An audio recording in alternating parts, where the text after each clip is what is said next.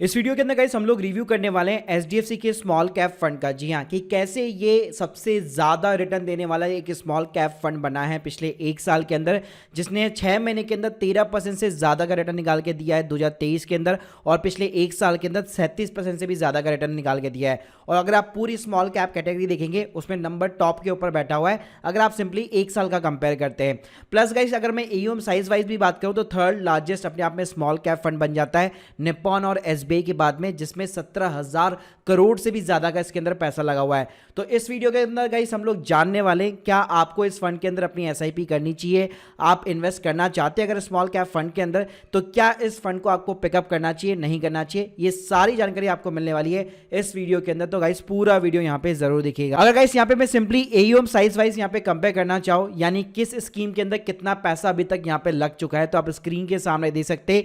अगर टॉप 10 यहाँ पे मैं स्कीम उठाता हूँ तो थर्ड नंबर पे यहाँ पे एचडीएफसी का जो नाम निकल के आता है, जिसके अंदर 17,333 करोड़ से भी ज्यादा का पैसा लगा हुआ है। और ये अचंभे की बात बिल्कुल भी नहीं होगी कि एचडीएफसी यहाँ पे एसबीआई को जो है क्रॉस कर जाए, क्योंकि केवल 200 से 300 करोड़ का यहाँ पे सिंपली फर्क है। अब गाइस बात करते हैं हम लोग रिटर्न्स की, तो हम लोगों ने यहाँ पे 28 से भी ज्यादा यहाँ पे स्कीम को सिंपली यहाँ पे कंपेयर किया है और सभी को यहाँ पे रैंकिंग देने की हम लोगों ने कोशिश की है। तो देखिए गाइस अगर मैं एक साल के यहाँ पे रिटर्न की बात करूँ तो 37.46% का यहाँ पे रिटर्न निकल के आता है, और रैंकिंग ऑब्वियसली यहाँ पे फर्स्ट नंबर की निकल के आती है। अगर मैं सिंपली 6 महीने के भी यहाँ पे रिटर्न को कंपेयर करता हूँ तो 13.12% का रिटर्न यहाँ पे निकल के आता है, और यहाँ पे फर्स्ट रैंकिंग के ऊपर एचडीएफसी रखा जाता है। लेकिन गाइस अगर मैं एक लॉन्ग टर्म पीरियड को लेकर चलता हूँ, मान लीजिए अगर मैं 3 साल का एक सीएजीआर निकाल के चलता हूँ तो 44.89% का रिटर्न निकल के आता है। और इसके अगर मैं रैंकिंग यहाँ पे निकाल के देखता हूँ तो 6ठे नंबर का ये यहाँ पे रैंक निकल के आता है। फर्स्ट नंबर और सेकंड नंबर स्पॉट की बात करो तो फर्स्ट नंबर पे ऑब्वियसली यहाँ पे क्वांट बैठा हुआ है, और सेकंड नंबर पे यहाँ पे निप्पॉन निकल के आता है, जिसने 48% से लेकर 63% तक के रिटर्न यहाँ पे जनरेट करके दिए हैं। अगर गाइस यहाँ पे मैं 5 साल का भी सीजीआर कंपेयर करता हूँ तो 16.09% का रिटर्न निकल के आता है, और इसकी रैंकिंग जो है 9th नंबर की निकल के आती है। और फर्स्ट नंबर पे अगेन क्वांट और सेकंड नंबर पे निप्पॉन बैठा हुआ होता है अगर आप 5 साल का कंपेयर करते हैं तो, जिसने 20 से 26% का सीएजीआर निकाल के दिया है। और गाइस अगर आप एक लॉन्ग टर्म पीरियड यानी कि 10 साल का कंपेयर करके देखते हैं तो 20.91% का रिटर्न निकल के आता है, सीएजीआर निकल के आता है, और रैंकिंग यहाँ पे 6 नंबर की निकल के आएगी। और फर्स्ट नंबर पे यहाँ पे निप्पॉन रहेगा और सेकंड नंबर पे यहाँ पे एसबीआई रहेगा, जिसने 26 से 28% का रिटर्न निकाल के दिया है। तो गाइस अगर आप रिटर्न वाइज यहाँ पे कंपेयर करेंगे तो डेफिनेटली एक साल के अंदर से रिटर्न निकाल के दिए हैं, लेकिन अगर 3 साल 5 साल और 10 साल का आप कंपेयर करके देखते हैं तो टॉप 5 to 6 नंबर के ऊपर यहाँ पे इसकी रैंकिंग निकल के आती है। इसके साथ में गाइस अगर मैं सिंपली यहाँ पे एक्सपेंस रेशियो को कंपेयर करना चाहता हूँ तो एचडीएफसी स्मॉल कैप का जो एक्सपेंस रेशियो है वो 0.79% का है, और 19 नंबर की इसकी रैंकिंग निकल के आती है। खास बात ये, अगर आप पूरी स्मॉल कैप कैटेगरी के अंदर कैटेगरी एवरेज लेके चलते हैं सारी स्कीम का, तो यहाँ पे एक्सपेंस रेशियो अगेन 0.79% निकल के आता है। तो आप कह सकते हैं इस स्कीम का एक्सपेंस जो रेशियो वो एकदम ठीक ठाक है, ना ज्यादा मतलब बहुत ज्यादा नहीं है, सारी स्कीम के कंपेयर में कैटेगरी एवरेज के बराबर ही है।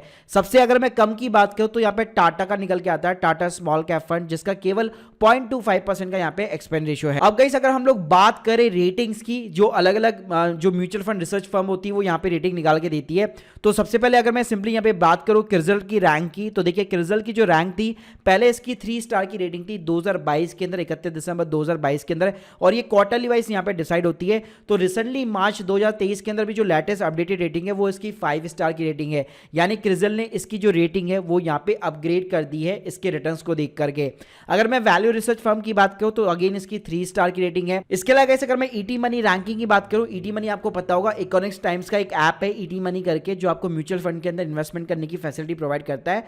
तो उसने भी अपनी ऐप के अंदर अलग अलग म्यूचुअल फंड्स को रैंकिंग दे रखी है, तो उसके अंदर भी गाइस इसने एचडीएफसी को सेकंड नंबर के ऊपर रखा हुआ है out of the 17 mutual fund. अब चलिए गाइस हम लोग थोड़ा सा रिटर्न्स को यहाँ पे डिटेल में देख लेते हैं। तो स्क्रीन के सामने आप देख सकते हैं एक साल के अंदर डेफिनेटली ये फर्स्ट नंबर की ranking with in the category को होल्ड करता है, और सबसे ज्यादा यहाँ पे रिटर्न निकाल के दिया है। और 5 साल की अगर मैं बात करूं तो आप देख सकते हैं ranking with in the category आपको 9th नंबर समथिंग मिलेगी, और 10th ईयर की आपको 6th नंबर की समथिंग मिलेगी। तो डेफिनेटली अगर आप एक लॉन्ग टर्म पीरियड के लिए चलते हैं तो टॉप 5 के अंदर आप इसको एवरेजली यहाँ पे रख सकते हैं। इसके अलावा अगर मैं रिस्क यहाँ पे रेशियो की बात करूं तो स्टैंडर्ड डिविएशन भाई आपको हाई मिलेगा, बीटा भी आपको हाई मिलने वाला है, लेकिन उसके अगेंस्ट में जो आप रिस्क उठा रहे हो हो उसके अगेंस्ट में आपको यहाँ पे रिटर्न्स वगैरह देखने को मिल जाते। शार्पन रेशियो और जेसन अल्फा दोनों ही आपको पॉजिटिव देखने को मिल जाता है। इसके गाइस अगर मैं पोर्टफोलियो की बात करूं तो यहाँ पे 3% लार्ज कैप के अंदर है, 4% यहाँ पे मिड कैप के अंदर है, स्मॉल कैप के अंदर 73% है।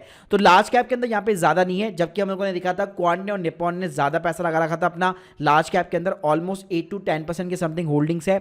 अगर यहाँ पे इसकी मैं टॉप 10 होल्डिंग्स की बात करूं तो इसके अंदर सोनाटा हो गया, बैंक ऑफ बड़ौदा जो कि एक लार्ज कैप आ जाता है, फिर उसके बाद में फर्स्ट सोर्स सॉल्यूशंस हो गया, बजाज इलेक्ट्रिकल्स हो गया, ई क्लियर सर्विसेज हो गई, ग्रेट ईस्टर्न शिपिंग कंपनी हो गई, केईआई इंडस्ट्रीज हो गई। ऐसे काफी सारी यहाँ पे टॉप जो है 10 होल्डिंग्स वगैरह दे रखी है। अगर गाइस इसकी मैं सेक्टर वाइज बात करूं तो सबसे ज्यादा इसका जो पैसा है वो सिविल वाली कंपनियों के अंदर लगा हुआ है। सिविल कंस्ट्रक्शन में 5% के समथिंग इसका कॉन्ट्रीब्यूशन है।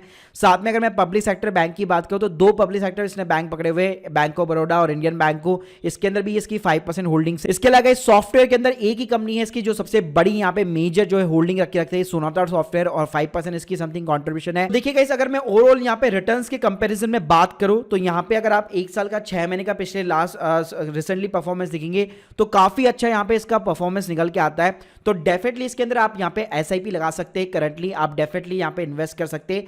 लेकिन अगर आप मैं 3 साल और 5 साल और 10 साल के यहाँ पे कंपेयर करूं तो इसको आपको नॉर्मली टॉप 5 यहाँ पे कैटेगरी एवरेज फंड के अंदर सिंपली आप इसको जो है रख सकते हैं। तो guys hope you like this video, please subscribe channel. अगर आप लोग के कोई भी डाउट्स है कमेंट बॉक्स में जरूर बताइए। और गाइस हमने पिछले यहाँ पे जो है कई सारे जो है स्मॉल कैप कैटेगरी के म्यूचुअल फंड्स को कंपेयर किया है, जिसमें निप्पॉन हो गया, क्वांट हो गया, इसके अलावा भी कई सारे हैं। तो उन सभी की लिंक मैं आपको डिस्क्रिप्शन बॉक्स में दे दूंगा, तो प्लीज यहाँ पे चेकआउट करना मत भूलिएगा और हमारे चैनल को यहाँ पे जरूर सब्सक्राइब कीजिएगा। Thank you guys, thank you very much.